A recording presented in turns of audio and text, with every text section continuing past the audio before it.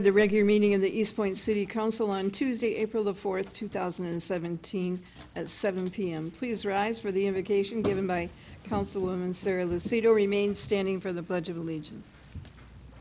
Dear God, we thank you for the many gifts you have given us. Please help us all to use our talents and treasures we possess to the benefit of our community. Let us come together to find solutions that benefit the residents of Eastpointe. Help us work together toward the same goals, even if we travel down different paths. It is in your name we pray. Amen. I pledge allegiance to the flag of the United States of America and to the republic for which it stands, one nation, under God, indivisible, with liberty and justice for all.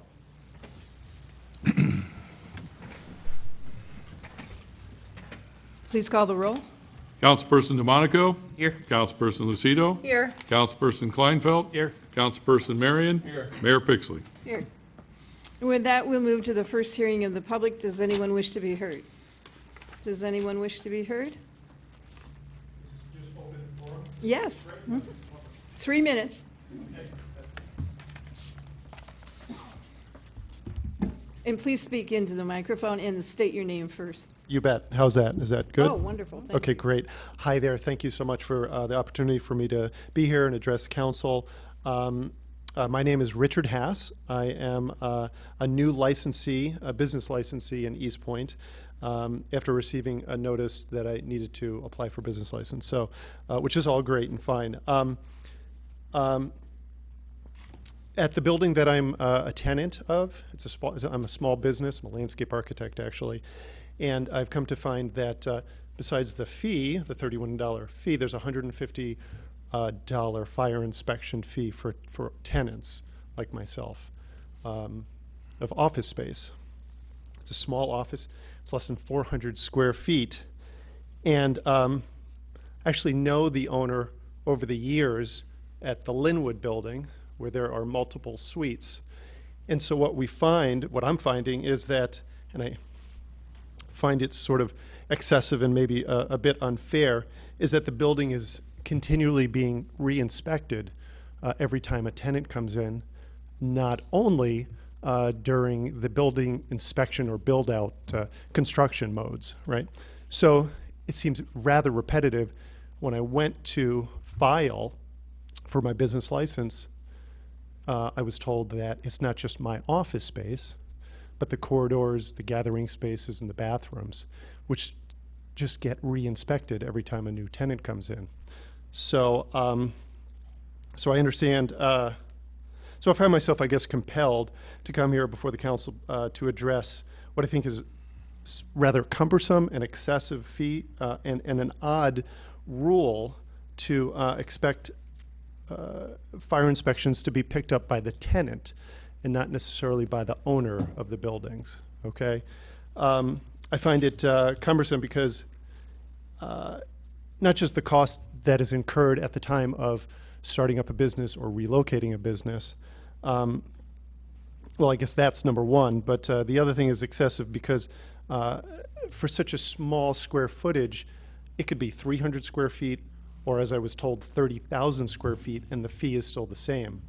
So I would think there would be a sliding scale that would be appropriate, or even, as I'm finding as I sort of looked around the United States, did a little Google searching, it's also done on a sliding scale, not on just only on square footage, but on business type. So as far as if the work is more hazardous, or if the business contains more hazardous materials, the fee goes up. So I guess I can go on, but I'm trying to keep this brief. So give me just 1 second. So I guess I'll try to rush through this. So I'm appealing the council to reconsider the fire inspection fee structure because as it's stated in the Eastpointe Code Enforcement Guidelines, you're continuously fine-tuning the procedures because it's the right thing to do by administering a fair and comprehensive enforcement program so that Eastpointe is a highly desirable city to live, work, and play in. And so I hope that the city council can do so. So, Mr. Hess, will you leave the address of your business over here with, Absolutely. and then we'll follow up on it. We'll have the administrator follow up on it. Great, thank you so much. And Thank you. fantastic invocation, thank you. Does anyone else wish to be heard? Well, someone's halfway up. And please state your name. Name's Jeff Georgian, tow for Eastpointe. Just here to suggest the people of Eastpointe continue to turn their lights on at night and keep an eye out in their neighborhoods for unusual behavior and whatnot. Help each other out to police the city, help the police out to keep things in order. We got a good city and like to continue to keep it that way. Thank you. Thank you, sir.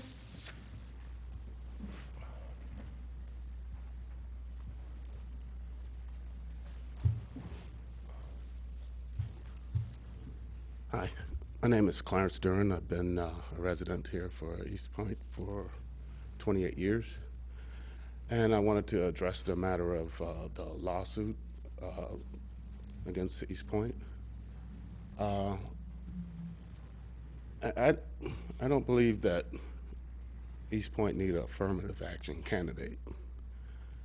I intend on running for city council this year.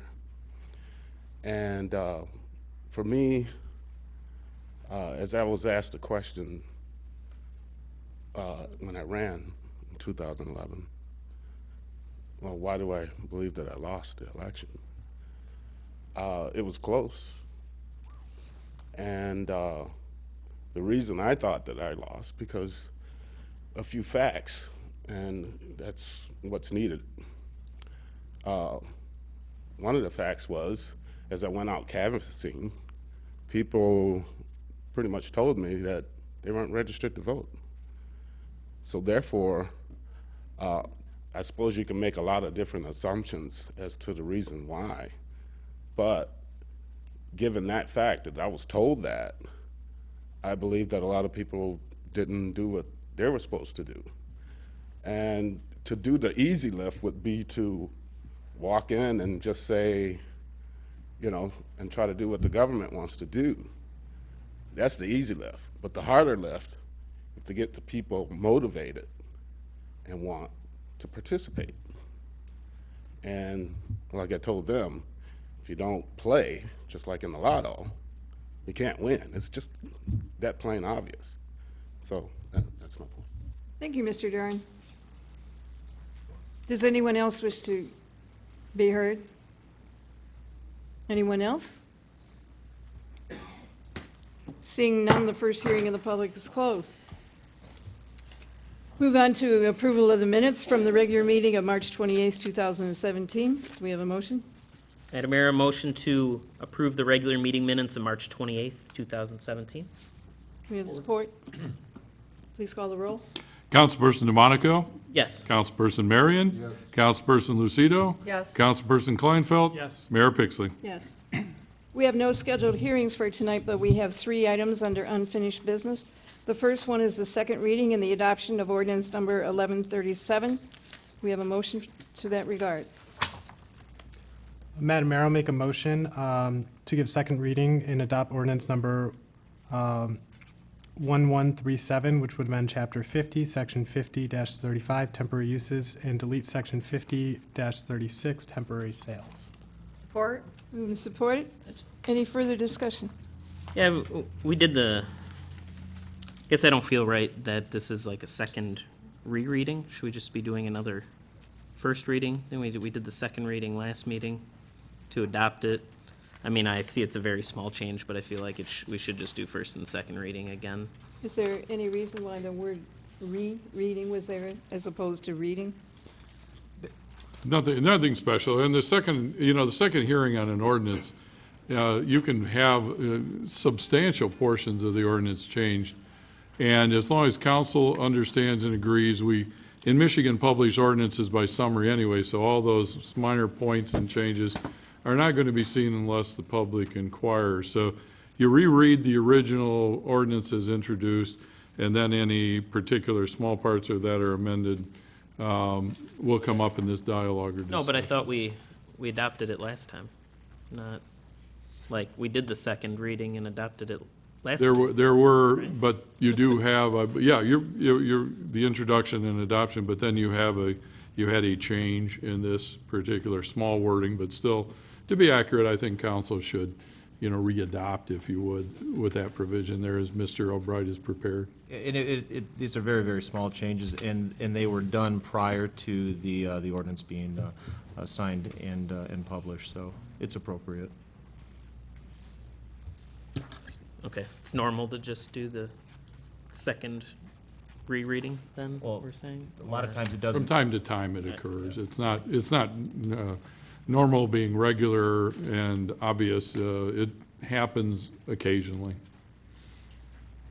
I don't know, personally, I'd just like to see a first and second reading again so that folks could see the change. I know it's very minor in this situation, but it could be more major in other situations. I don't know how anyone On else those other feels. situations, then probably a different process would, still at the discretion of the council. Council has the discretion tonight. If it does not feel they're substantive enough to make the change, you go ahead. If you feel they're substantive enough, postpone, and we'll do it at the 18th meeting. But you do have motion and support on the floor, so. Did you want to change your motion? Yeah, I mean, if Councilman DeMonica wants, I guess I could change my motion to give first reading and then just rename it ordinance 1139? Well, that will be, Or is that two? Whatever the, Or is there, or 40? Whatever I the don't know. next number that is. Too complicated? yeah.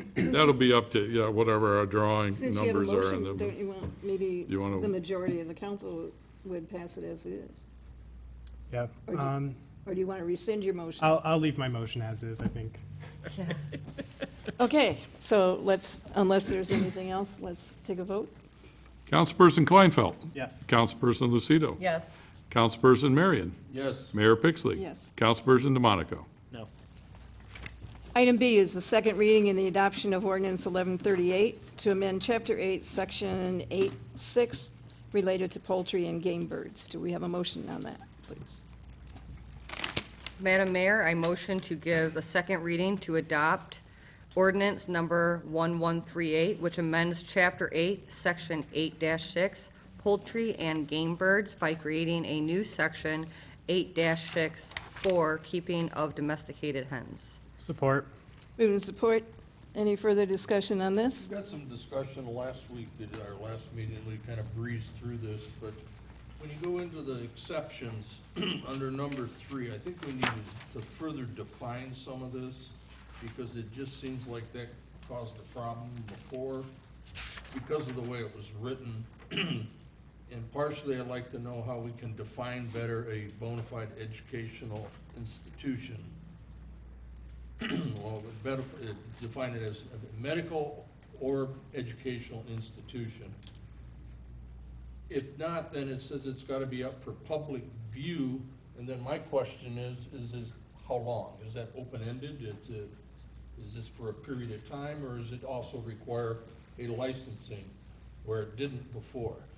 And I think we need to close that, because that's what caused a whole lot of problems for us as it is. I think that language was in the existing ordinance that's currently already approved. The change was for the keeping of domestic hens, but that language in 3 was actually there. It's actually on the ordinances right now. But it's still, if it reads like this, it's not defined. Can we define that clear in the permit?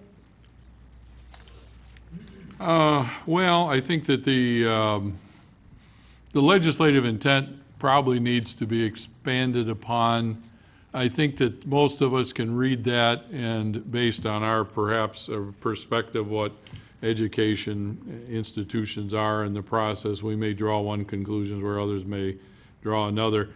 I don't think in the regulatory, in the rule writing process, I would certainly write it one way as I see it, and perhaps that would not be the will of the legislative body. So what I may suggest, if you'd like to adopt and then direct the city attorney to work with administration to come up with additional clarifications or further definitions on other parts of the ordinance, I think that would be extremely appropriate, and bring that back to council to be focused on, and through the planning commission's process. I have a question. Is it even necessary to have that in 3? Can't we just eliminate the whole thing? That's, I mean, you certainly have the right to do that. I mean, if we're about that. education or a medical institution, it's not like there's any like college or universities in Eastpointe right now. We have to worry about they're gonna be having hens. The council would be able to do that. This was just a carryover Yeah. from the existing ordinance. I but mean, I just don't even know if it's necessary. The council could strike that portion, could instruct our office to draft a definition section for anything that the council wanted to have further defined. Sounds acceptable. I would push for that.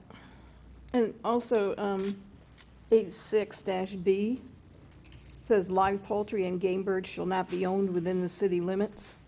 But this is giving the power to own live poultry unless are you considering chickens poultry? Everything in 8-6 is currently on the Code of Ordinances except D4. And that is and that section was drafted in light of the amendment to the zoning ordinance that was recently passed.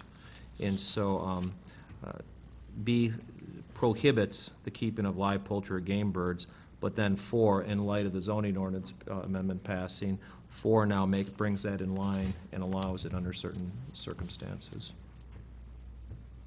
Well, essentially, it's A, B, and C except for D, Right. right? So I think that's, There were previously exceptions, and the exceptions that are currently in existence include D, 1, 2, and 3, and so 4 was added in light of the recent zoning amendment.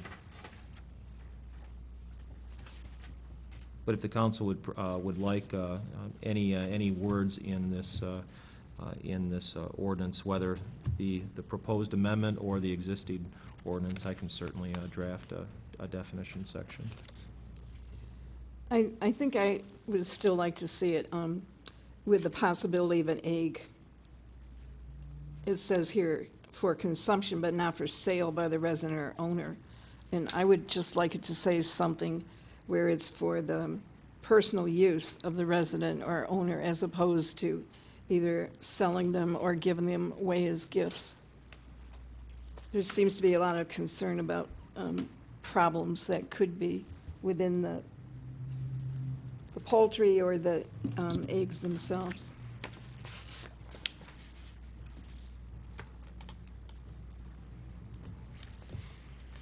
So council, do you want to table this and bring it back next week, Yeah, next meeting? I'm fine with tabling it. I think, as the mayor mentioned, striking, I guess getting rid of B might make sense just because it doesn't seem to have much meaning because it has an exception right after it. I would probably want to leave section D3 in there that Councilman Marion was talking about. I didn't think that it really gave rise to any problems that happened before we took this up, but if council feels differently, that's fine. And then I agree with the change for personal use rather than specifically consumption and sales. So those are my thoughts. Do we want to keep the game birds in there, though? Because game birds could include Right. birds that are hunted for sport. Well, No, I think game birds have to be accepted, so you don't have any problems with. I suppose you're right. I mean, I'd be happy also with just getting rid of live poultry, but but live poultry, wouldn't that be considered like hens also? We're only, I mean, we consider roosters also, we're not allowing roosters. So that's when the I had exception would come considered- into just hens. When I was drafting that proposed amendment, I had considered all those different situations, and in trying to address every possible, and you certainly can't address every conceivable instance that may come up, but I figured leaving that be in there to prohibit that and then allow specifically the keeping of backyard hens. So maybe, Okay. maybe just add roosters. at that point instead of poultry. Well, live poultry, I mean, like turkeys would fall underneath that too, wouldn't they not? Yeah, So I think just the broad live poultry might be a better way to and word it, it. it does say roosters or male chickens are strictly prohibited. Then you got geese. Right. And more ducks. Could we get a flow chart on what constitutes poultry? I All right. must say, I'm not a poultry Okay, expert. So can you rescind your motion, please, and then let's just table it? I rescind my motion to give second reading to adopt ordinance 1138. Do we have support? Or And just to point of clarification, are we going to have That's been further rescinded, discussion by at the the next council meeting then regarding this proposed section? Yeah, I'll make a motion to table second reading of ordinance 1138 till the next regularly scheduled council meeting. Support. Thank you. Please call the roll. Councilperson Kleinfeld, Yes. Councilperson Lucido, Yes. Councilperson Marion, Yes. Mayor Pixley. Yes. Councilperson DeMonico. Yes. Item C is the second reading and the adoption of ordinance number 1139 to amend section 1-1 of chapter 2, article 2, bylaws of council. Do we have a motion? Madam Mayor, I motion to give second reading to and adopt ordinance number 1139, which amends section 1-1 of chapter 2, article 2, bylaws of council to remove reference to county board of supervisors. Support. Move and support. Any further discussion on this? Please call the roll. Councilperson Lucido. Yes. Councilperson Kleinfeld, Yes. Councilperson Marion, Yes. Mayor Pixley, Yes. Councilperson DeMonico. Yes. Move into reports from administration. Now, we're going to start with our city manager, Mr. Duchesne. Thank you, Madam Mayor. Just an update on a couple of recent emails. Primarily, one, we received a proposed animal control services agreement from Macomb County. I know many people have been looking for that. I think everybody participated in encouraging that since the letter of communication was written several months ago to encourage the county administration to move, and look forward to reviewing that, potentially with bringing it to the council on the 18th. Really, I'll save my other remarks for the budget presentation and touch on a few things there, Madam Mayor, if you don't mind. That's all I had. Okay. Any questions for the city manager? Did we have a chance to look at those DEQ, the environmental documents for the Stevens property? I have just thumbed through them and found them to be, well, the file on it to be quite extensive. And it's got some dated material in there that, seem to be in need of, you have to follow up to the second part of a file to see what was resolved and done. So I think that my initial reaction is, looking at, to what we know has happened in the last, say, 7 or 8 years, it's probably, Mr. Albright got a zero response from DEQ. I think that's where it's kind of leading us, is it's no longer on their radar for some reason. But nobody, during the multiple years of property transfer from the time that the city declared it, a dangerous building and had the hearing, there is no conclusive letter that says good, bad, or ugly. It seems to draw other conclusions that property should be reviewed, it should be examined. So I haven't seen anything quite yet that give you a conclusive answer on those. We, at the MML conference, I talked to the DEQ. They had a little grant session, but I asked them about this. They said for $2,000, roughly, that they would come out and they could do an environmental survey on the property, and it would be like legal. If they say there's nothing there, we can go ahead and point back to that if something came up after that, is how I understood what they were telling me. Well, certainly that would merit some follow-up. The DEQ in Michigan has often taken a position that it's ownership liability and they only advise or give you direction. So if they, do you have names, cards, pictures I can identify these people with? If they'll help and take that kind of position or standard, I would be most interested to follow up with you and talk to them about that. Can we do that if we don't own the property? I did ask that question. They said essentially sounds like they've done that before, and usually no one has an issue with. It sounded just like usually that's fine, is essentially the answer I felt like I was getting, but, yeah, I don't, Seems like they'd want to know unless they already knew. Well, Nice to know. it is interesting what happens through the DEQ and what they've, taken. Obviously, someone had pulled all of the equipment. Now it's going on, Rich, hasn't it been about 4 years now 3 years? I don't know, it's been such a long, Been using it as a staging area. yeah, and our prior owner Yes. pulled all the management equipment on the vapor and ammonia. It's been at least 3 years, I think that's been on. Yeah. That he pulled the equipment. Yeah, It's about the length of that lawsuit that went on with the Yeah. appeal. All right, anything else? I just wanted to request maybe next meeting we put evaluations for city attorney and manager on the agenda. Everyone has a draft, but if we want to discuss it or any council members really want something in there, I think we have to discuss it openly, so. we had, You're we were talking to scheduling. Just to talk about the forms, not the. We have already had scheduled the evaluation for the Yeah. 18th. Okay. And we have. Oh, you a won't- meeting you- next you're- week, right, for the, We have a Oh, show. next week, We have a okay. show. so if we could just add Sure. it at the end of that. Sure. That sounds good. I keep forgetting these are back-to-back weeks, back-to-back-to-back. So for the 11th, Yes. we'll have that on. Okay. I understand. Thank you. Thank you. Anything else for Mr. Duchesne? All right, let's move on to our finance director, Mr. Britt. Yes, Madam Mayor and Council, I think there'll be enough numbers discussion with budget tonight, so I've got nothing extra to add to it. So if anybody has any questions, shoot away. Anyone have any questions for Mr. Blum? Saw your last email that came through rather late. I don't get it. That's a oops. Well, An oops on the vendor's part. And when we called to find out what was going on, they realized their mistake. So we will be getting an additional invoice for the missing camera. Seems like we're missing some checks and balances on that, on somebody okaying the work's been done. You know, obviously, if there was 2 put in and he's looking at paperwork for 1, I think red flag should have went off, I mean, right from the get-go. Yeah.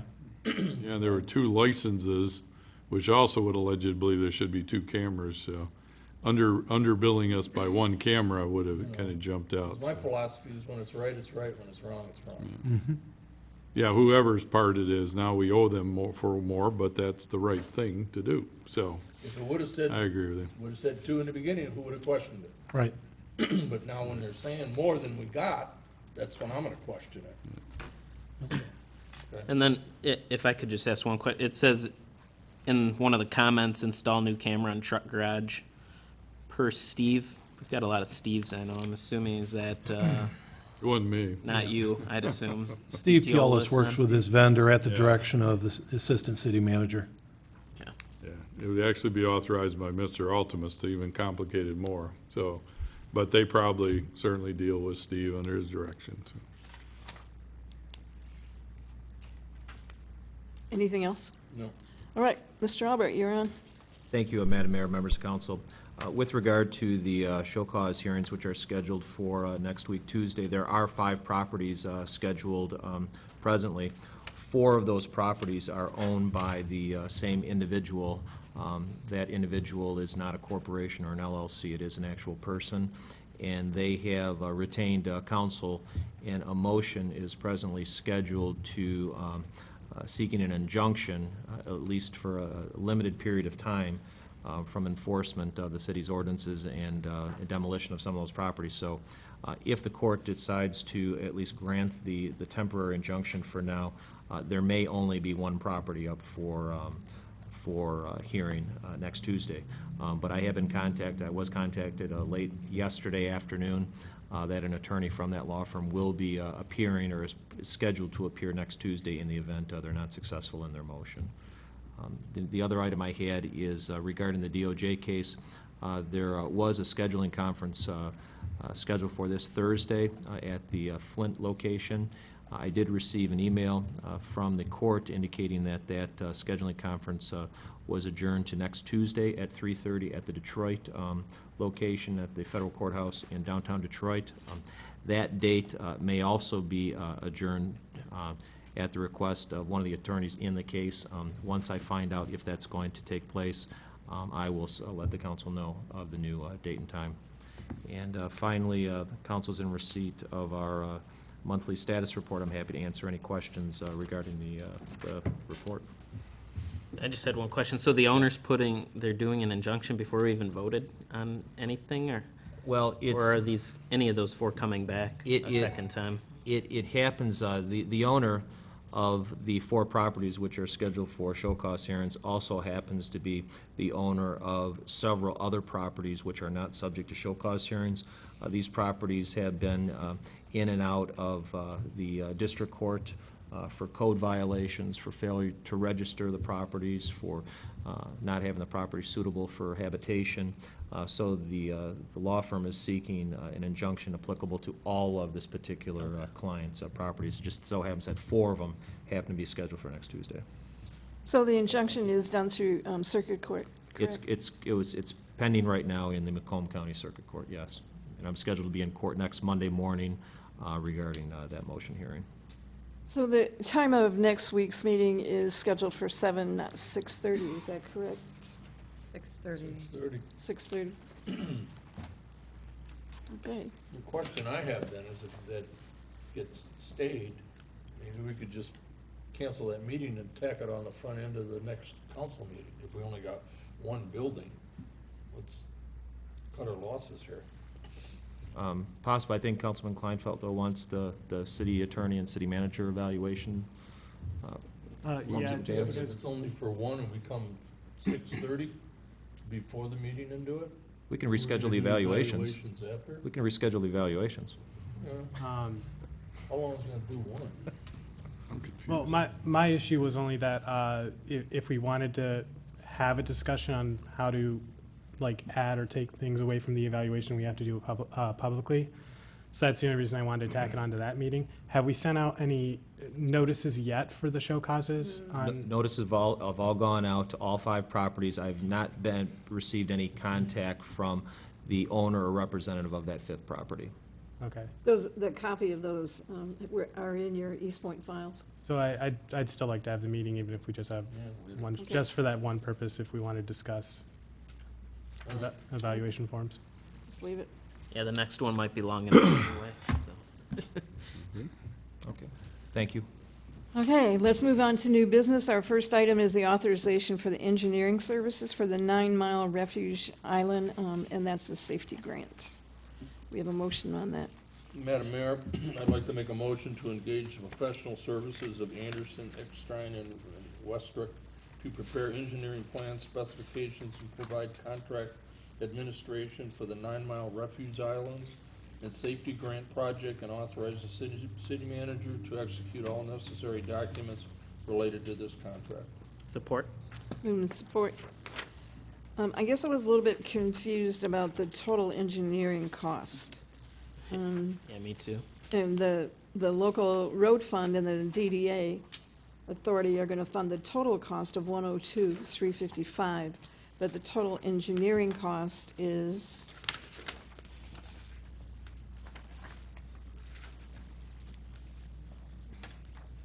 for their 3 items was, it didn't say a total, it's just fee for engineering services. The first one is design plans, the second one is construction engineering, and the third is testing lab services. The testing lab services, I believe, were separate. See, it's on the back of this, right yeah. here. I'm But- looking at the 50% was our requirement on engineering. And you are looking at construction engineering total cost of about 25. 23,380. Yeah, the way they gave this grant is obviously they pick up only 50% of engineering. And the reason you're voting on this separately is because of the grant requirements, because you already have a contract with AEW. So I was just wondering what the total on the engineering cost was, because if the grant is picking up 50% of the engineering, Yeah, it sounds like that should be much higher, you're saying, than 8 $8,600 then, right? No, I'm thinking that the total amount is 102,355, that would come from the two groups. But I think the engineering, the total on that engineering is then divided by 50%, correct? Yeah, That the the grant grant, is the grant will picking pick up 50% of it upon this. They rerouted this back around to get the formal approval of council on that. So I was just wondering what the total amount was that we were allocating from. We were budgeting on the grant, final cost to the city. I don't have my other note with me. I get it. Isn't that the 102? Well, that was the final cost to the city as far as the total project goes, I believe, was our portion of it. I don't have the engineering split. 90% of all eligible costs are part of the grant, and 50% of preliminary engineering. The definition of preliminary engineering, be the local engineering match, was the 8,000. There's federal engineering match of another 8,000. So the split there, the 17,318 is the 50% number. That's the division separating that. So the total grant project, it reduces our participating costs. We are going to be under, I believe we're going to be under $20,000 for the project. This is Mr. Pangori's notes, not the one I put in our brief that I did. So all we're providing then is the contract, but see, the motion says to engage professional services to prepare engineering plans, the specs, and provide the contract administration. And then on the back of the next page, page 2, it identifies what those totals are. Mm-hmm. But then the grant says that 50% of that would be paid, so. Right, the breakdown on the front, he is illustrated a little differently. But the total amounts for us is, he says total cost to the city, so you look at the B, the 56,000, and the D, it's 11,718, and then the F, which is 8,659, that's our share of that, and then G and H, construction engineering at half, and then material and lab testing at H. So those are the eligible, or the costs that the city, DDA, and we're responsible for. The rest is the grant. So do you think it's important that we put the total amount into the motion is what I'm getting down to? Or we're just, No, I don't. At this time, with these illustrations, we have separated and understand what our budget is. So for this motion, this is to reply to the federal and state governments that approving the use of the engineer, to tell you the truth, and we can clarify anything that you need after this. And we'll keep the grant application moving, and it's on the tip now for SEMCOG, so it has been moved to that. oh, good. So We've got our confirming emails, not as a package here tonight. I had one more question about these. What is participating project cost versus non-participating? If there's a portion, in their terminology, if there's a portion of it where you get no other assistance, that's non-participating. So participating in their terminology means multiple agencies are funding sources for the project. Okay. So this has gone to a tip or gone to a tap from SEMCOG? They required it to be on the Transportation Improvement Program for the region. We've got acknowledgement. Steve Pangori has followed through on all their requests, and they have said, it'll be represented there. And we just received that email last week, I believe. So Okay, you may not have seen it on a table yet, but it's on its way. all right, so we have the motion? I have one more question, I'm sorry. Looking at the email you sent with where they're gonna be located, the one across the street from the police department, would there be a light put up, a traffic crossing light there? No, it's actually at the intersection. You drive back from the intersection. In fact, in the material I put out tonight on the budget, I think is a clear picture of it. It looked like at the corner of Virginia and 9 Mile. Well, it starts up, believe me, it's meant to direct people to cross safely and legally. So maybe a better way to look at it in this, when I get to this illustration. Hello, there we are. The actual illustration of it, No, not this one, it'd be the next one that was down here. right.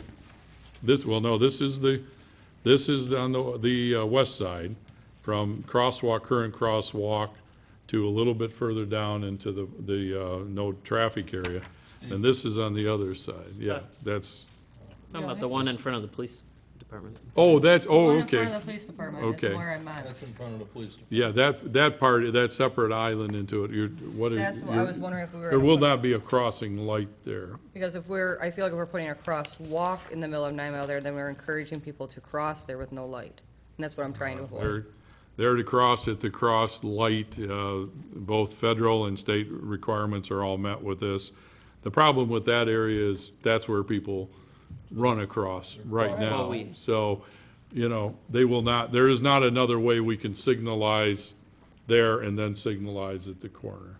Even if They we could put have- a light up that's like in front of the library, the Clinton Township Library in Gratiot, where it only operates when someone pushes the button to cross. No, that would be, it would cause some traffic conflicts there that I don't think we could remedy between the driveways, the corner controls, and then that. I mean, this is. I realize it's close to yeah. Gratiot, that was my concern. I just Yeah. feel like we're encouraging now to have people cross there, and that's, Well, I understand your point completely. The safe thing to do is people get off the bus, walk down to the corner, cross, Right. use that. What they actually do is just run across the street. So you are caught as both legislators and administrators, we are in this bind to either recognize what would improve safety and do it, or continue to rely on people to do it legally and safely. And it's better to take the safe route is always the recommendation. Well, I know we have so you're saying if you're going eastbound, we wouldn't be able to stop traffic there because it would cause too much of an Yeah, issue? you have the conflict between your north on Gratiot, turn to the east on 9 Mile. Yep. Any stacking of the second light interferes with crossing and use of at the first light and into Gratiot. So they just, they can't make that all work that way. But if you eliminate the other refuge island, what I really wanted to do more driving at safety at this intersection, but also slowing and obviously sort of creating a place at 9 Mile and Gratiot that slows traffic and makes people mindful of where they are as well. So, as we look at some others in the area, and I've always appreciated those, this seems to recognize both reality and prospectively what people should be doing. okay. Even if it'd be too much, even if it is one of the ones that Councilwoman Lucido said, the one that just blinks for a second to cross and then. It actually may, well, I mean, I'll ask further, but I don't think, based on my experience talking to the professionals in the area, that would be easily resolved. We can always ask and see if the button, but I think that Yeah, it has actually nothing to that do might with have. this, really. It would be Yeah, future that's plans a good anyway, question. so- You're trying to improve safety, and again, if you stand there during bus traffic hours, you see people virtually ignoring it all, so for it's, sure. During court hours. during court hours especially. Well, the question I have then, on both ends of that island, it says light pole. Minimal light pole. I think that's just the illustration of the actual traffic light. I mean, the illumination of the Like having a refuge street island. light there, Yeah. like lighting up that island. Yeah, lighting up that Okay. island and doing that. We'll get some more details and work on that, so.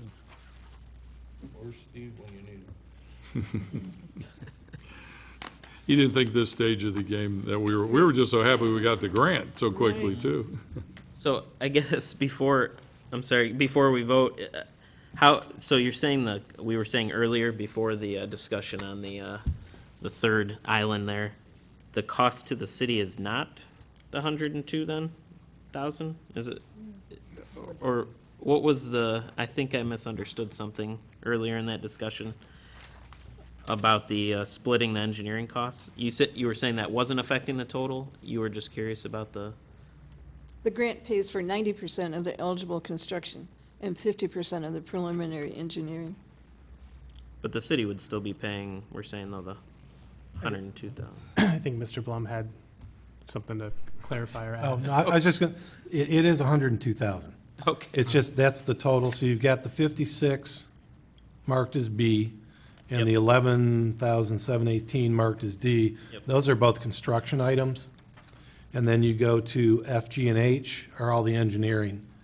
Those all total the 102,000. Yep. All you're really approving tonight is the engineering portion, even though they're all listed here on this particular document. Gotcha. The construction will be later. Okay, thank you. The reason why I asked because of a tip or a tap is that on the tap, you only have to provide 20% of matching. So, and I don't remember it Well, being added as a tip, so. Yeah, and this is it is gonna a safety be- project, which is even a different category. Is it gonna be added as a tip for next year? It's being added to the current plan as a safety grant, which apparently carries a little different initial placement on there. And then as you go to the next review process, you'll see Eastpointe probably already been, maybe- since it's been awarded. Maybe it's gonna be on the next executive committee, It could be, could be. because I think we're approving amendments to the tip. I've had this happen before where we had the money before we had the approval on the regional I plan. believe it. So it's, it happens occasionally. All right, we have a motion? We do? All right. Yes. Please call the roll. Councilperson Marion? Yes. Councilperson DeMonico? Yes. Mayor Pixley? Yes. Councilperson Lucido? Yes. Councilperson Kleinfeld? Yes.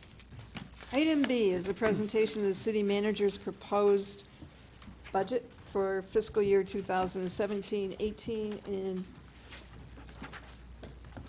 Mr. Duchesne, be sure and talk directly into that microphone, because otherwise it won't carry to our Have to residents. move it around, try to make it a little taller. Or I can shrink, I don't know which is the case. You're not making it very loud. How's that? Can you hear me okay? Yes. Mayor and members of the Eastpointe City Council, tonight signals the start of the administrative and legislative interaction as it pertains to our proposed 2017-2018 fiscal year budget, which is my sixth since joining the city in 2011. As you know, Council will have the opportunity to complete its review of the budget and make any final revisions on May 23rd, 24th. And following that, there will be a public hearing on the budget on June 6th, and finally, the budget adoption on June 20th. My intent tonight is to present an overview of the proposed budget with several attachments for additional view, and reviewing the spending plan that begins July 1st. Our goal, as always, is to deliver quality services in an affordable, efficient, and cost-effective basis, providing full value for each tax dollar. To maintain an adequate financial base to sustain a sufficient level of municipal services, thereby preserving the quality of life in the city of Eastpointe, and to maintain a safe city, an efficient government, sustainable neighborhoods, and a healthy local economy. The proposed general fund budget of $22.5 million for operations meets the test of budget solvency. It is balanced and in compliance with state law. In comparison with previous budgets, the proposed budget takes a somewhat more conservative approach to spending while maintaining funding for all current programs and services here in Eastpointe. As a result, general fund expenditures will be reduced by more than $500,000 compared to the current budget. Reserves for all funds combined will increase by more than $3.5 million. An additional $1.1 million will be added to our general fund balance. The proposed budget does provide funding for capital improvements, such as public safety needs, and thanks to SMORSA, ballot proposal approved by the voters in 2015, our plan this year includes new vehicles for the police department, equipment for the fire department, such as a defibrillator, devices, saws, nozzles, hoses, and fans. There'll be major and local street improvements. Topher will be reconstructed from Gratiot Avenue to Boulder. Johnston will be reconstructed from Forest to 10 Mile Road, and refuge islands that you know something about will be constructed in the medians of 9 Mile Road in Gratiot. We'll be replacing 15 new fire hydrants to add to our water system in areas our city currently is not serviced with fire department connections. We'll also be looking forward to implementing a master plan, recreation plan, and redevelopment-ready goals, and move away, as I proposed to in a new program, from the bitch and fix to participation model using resident jury initiatives that I'll go into with a little detail tonight. On the personnel levels, staffing levels are constantly under review. The composition of our staff is expected to change as vacancies occur, as most full-time non-public safety positions will be refilled with part-time employees when they become vacant. This will provide flexibility and opportunities for continual department reorganizations. Of course, when continuation of operations cannot be maintained, the hiring of full-time staff will have to be considered. In 2008, the city workforce numbered 199 full-time equivalents, or FTEs. We're at 152 FTEs today. This is a 24% reduction over the past 9 years. And it wouldn't be me if I didn't jump off the script and say, take a look at what your state government has done in the same time and where they have spent your money. Growing, adding personnel, adding salaries, not reducing their OPEB.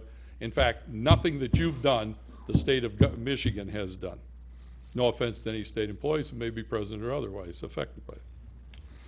As we proceed, it's helpful to understand some fundamental facts and anecdotes regarding the general condition of the city. Our economy still remains directly tied to manufacturing and, of course, property values in the area. We can expect about a 3% taxable value growth over the next 3 to 5 years. Not that we're able to capture all of that 3% because of Headley and other constraints. The city's physical facilities will need to be improved as part of continuing maintenance. There are a great many worthwhile programs and services the city should, could, and probably would provide if funds are available. We also see the basic socioeconomic climate of the city will shift in the very near future to an older family unit with more stable income than currently exists. The racial and cultural heritage of our residents will change at about the present ratio in our estimation. The total loss of value, again going back to property, since 2008 is calculated in a kind of a final number of the Great Recession, over 51.6% loss of taxable value local it's had to deal with, or $455.6 million. In short, this budget that I'm presenting to you is a structurally balanced budget, which means it does not use reserves to balance. All operating funds are structurally balanced. The funds that are using fund balance are the capital funds, major streets, local streets, street lighting, court building, and motor pool for some much needed infrastructure improvements. Since this is a structurally balanced budget with no use of unassigned fund balance, if no other reductions occur and spending is controlled as recommended, the projected sustainability of the city is more than 6 years. And by that, I mean that in essence, we are paying forward over 6 years to keep balanced budgets for the city of Eastpointe instead of spend in the short term and then hope to fix in the long term. The city's budget for fiscal year 2017-18 reflects the times in which we live today. Cities have been forced to trim payroll costs, maintenance costs, health insurance costs, training costs, and infrastructure investment at a time when demands for service such as police, ambulance, code enforcement, vacant and dangerous building monitoring and abatement, court processing have been the greatest. I find myself still impressed by the resiliency and continuing potential of this community. The experienced leaders and resident base offers Eastpointe an opportunity to establish a level of leadership among small cities in almost any area that we choose. But to achieve greatness requires a grasp on issues and focus on goals. The way we approach this year's fiscal year budget preparation will perhaps do more to set the fundamental direction of the city than anything else in which you will have the opportunity to participate. I wish to acknowledge the professional efforts of Assistant Manager Randy Altimus, Finance Director Randall Blum, Executive Assistant Linda Lintz, and Administrative Supervisor Joe Marucci, the department heads, Mary Van Haren, John McNeilance, Tony Pry, and Carol Sterling, for their work in developing this budget and related research. Eastpointe is a model for executive effort and multiple jobs and taking initiative to work together in different roles with the same goals. Service is and will continue to be our business. Thank you very much. We have provided some handouts for a reference and short-term summary. That will be forwarded to the media at an appropriate time following this presentation tonight. I thank you very much. Again, it's my pleasure to present this to you this evening. So council, do you have any comments at this time? Not at this time. Not yet. Not yet? I'm sure they'll come. Okay. Thank you, Mr. Duchesne. All right, let's move on to our next item. Yeah, the charter says that when the manager introduces the budget to council, it is considered introduced as an ordinance, but we do have a motion to recognize that, ma'am. All right, I'll entertain a motion to recognize that fact. So moved. Support. Moved and support. Please call the roll. Councilperson DeMonico, Yes. Councilperson Kleinfeld, Yes. Councilperson Lucido, Yes. Councilperson Marion, Yes. Mayor Pixley. Yes. Item C is the appointment to the Eastpointe Housing Authority. We have a motion. This is to confirm the city manager's appointment. Madam Mayor, I make a motion to confirm the city manager's appointment of John Cars to a term to expire October 1st, 2018, to the Eastpointe Housing Authority. Support. Move and support. Please call the roll. Councilperson Marion, Yes. Councilperson Kleinfeld, Yes. Councilperson Lucido, Yes. Mayor Pixley, Yes. Councilperson DeMonico. Yes. Actually, just before we move on, should we mention the budget sessions, the May 23rd at 6:30 PM and May 24th at 6:30 PM? That was part of the budget motion that we Yeah. followed. And I read it to And he to read start, that but we might as earlier, well finish so- up with it too. So, yeah, May 23rd and 24th, and then the public hearing on June 6th, actually. Okay.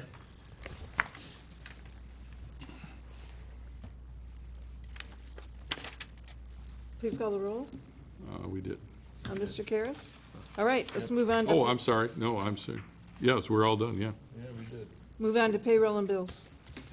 Madam Mayor, I'll make a motion to approve payment of the bills in the amount of $2,287,854.07. Support? Move and support. So I do have one thing. Actually, Councilman Marion brought it up earlier. Able Electronics, seems like we're not double checking things or looking at that list earlier. Seems like I wish we could do it all as part of the bid. It seems like we've added on a lot throughout the year, and I'd actually like to offer an amendment that we pass the bills minus 112940 with Able Electronics. I don't know if anyone support that, but I think we really need to look at this. It's Well, if anything, it's gonna be more. right, yeah, it's gonna be more than the 3,000, and So are you making the motion then to? I'd just like to amend, Oh. the current motion to pay all the bills except for Do you want to that make bill. an amendment onto your motion?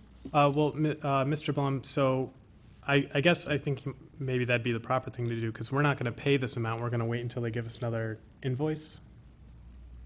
I mean, wouldn't that Well, be the We way to go can. anyway? I mean, the original intent was we'll get a third invoice, basically, for the $505 that's missing, and we'll just pay that when we receive it.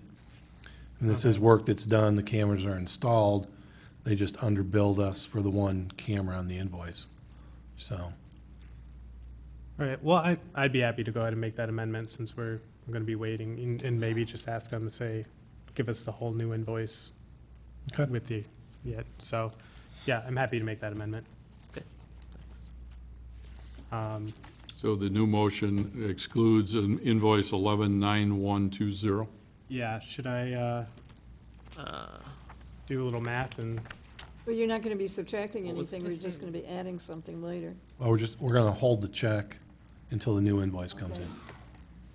Was it, I think, approve that? Mr. Duchesne, I think it was 112940, at least that's what I have written down. That's a check number, yes. Oh, okay. Okay.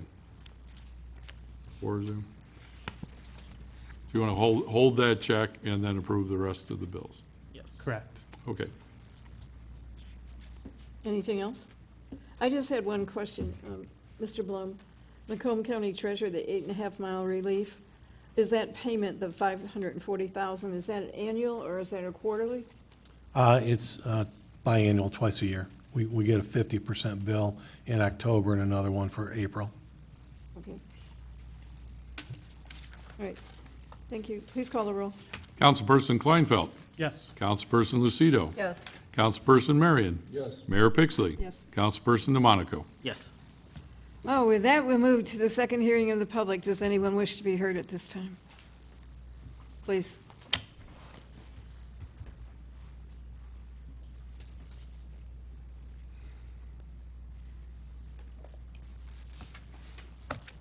Please state your name and talk directly into that microphone. All right. My name is Leah, Eastpointe resident. I'm Clarence Duran's daughter, if you don't know. I have come here to speak about the issues with the Justice Department. As some of you may know, my father, Clarence, ran for city council a while back.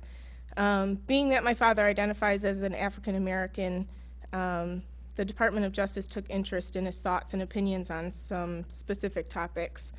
I sat as these lawyers questioned my father about how he has been treated within the city and by law enforcement, city council, and the residents. Upon further exploration of this matter, it has become apparent that the main reason, and perhaps the only reason, that the city of Eastpointe is undergoing such scrutiny, in my opinion, by the Department of Justice is because of a select few who have brought our tiny city to their attention. This exhortation is for City Council and Mayor Pixley. I think that you should fight against this. I don't think that it's right in any way. And I just want to let you guys know that myself and my family all support you 100%. We understand that the voting process should not be based on one's color, but by the content of their character.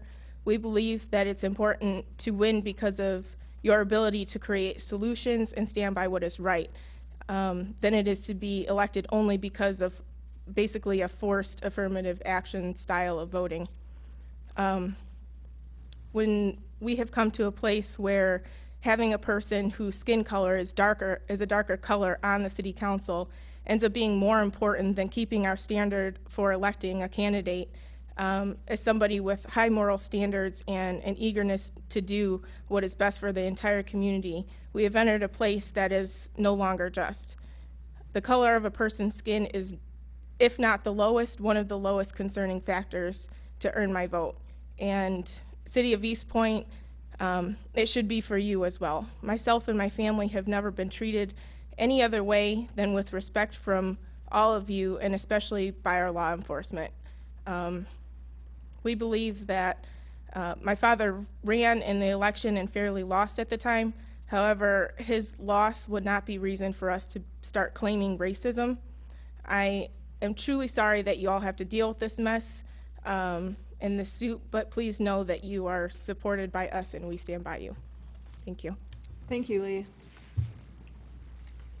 Does anyone else wish to be heard? Anyone else wish to be heard? And with that, the second hearing of the public is closed. Move on to mayor and council reports. We'll start with Mr. Kleinfeld. Well, I just want to say thank you to the individuals who came forward and spoke today. It means a lot to us, and for those of you who are listening at home, I encourage everyone to keep coming out and giving City Council feedback on any issues that are going on. In terms of the Department of Justice lawsuit, I think your comments are extremely important. Council's working hard to find a resolution that everyone is, happy with.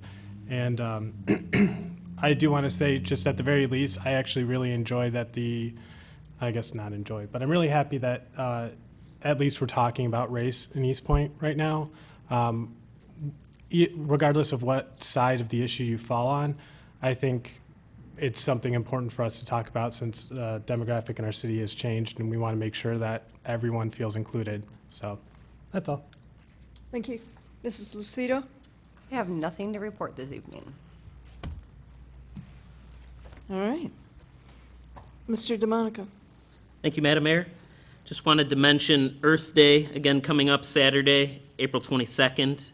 If you've ever come out to council and complained about how the city looks, this is your perfect opportunity. We're going to pick up litter on Earth Day.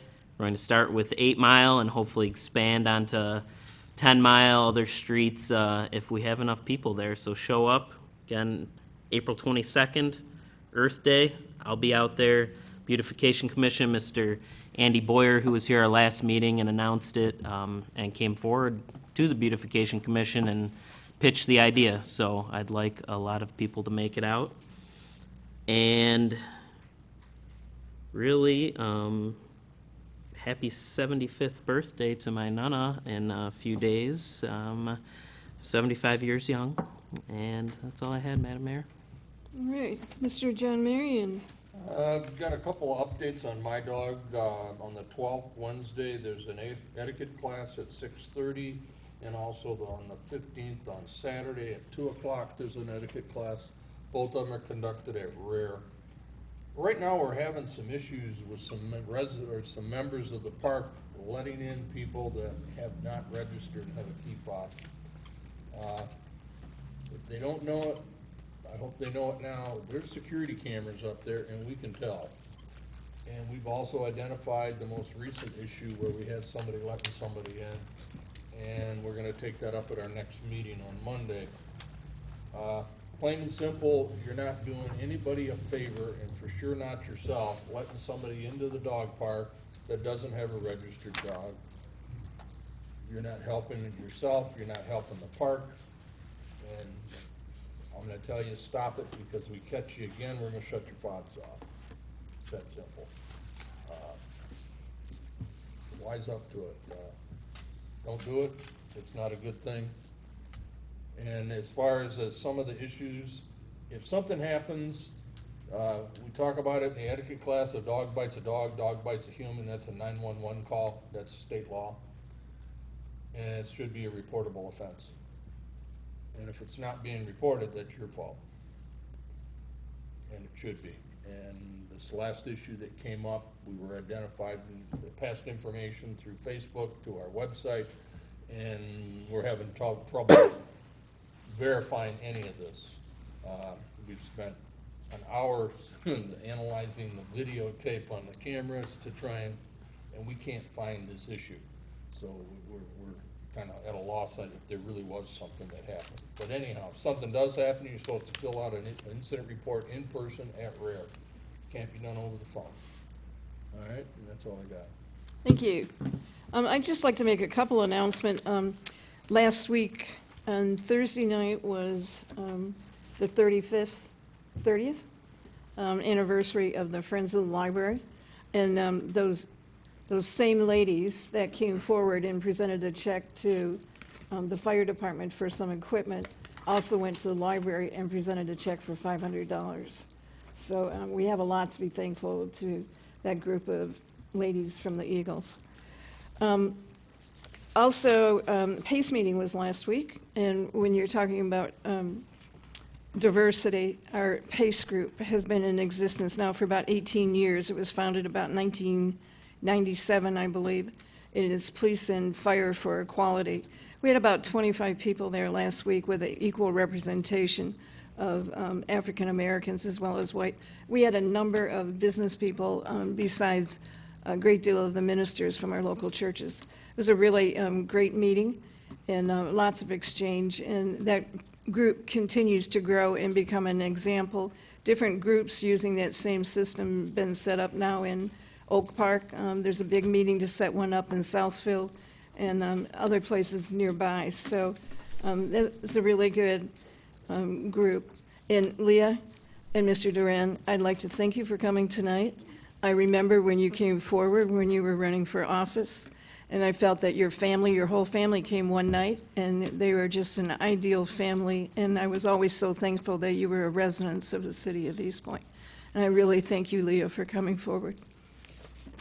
And that's all. I'd like to, The ticket was drawn tonight for all those who bought a ticket for the 2-season tickets for the Detroit Tigers. And they were supposed to tell me who the winner was, but I don't have it. As soon as I find it, I'll blast it all over the place. Because that really does a great deal to help us raise money to fund our Memorial Day picnic.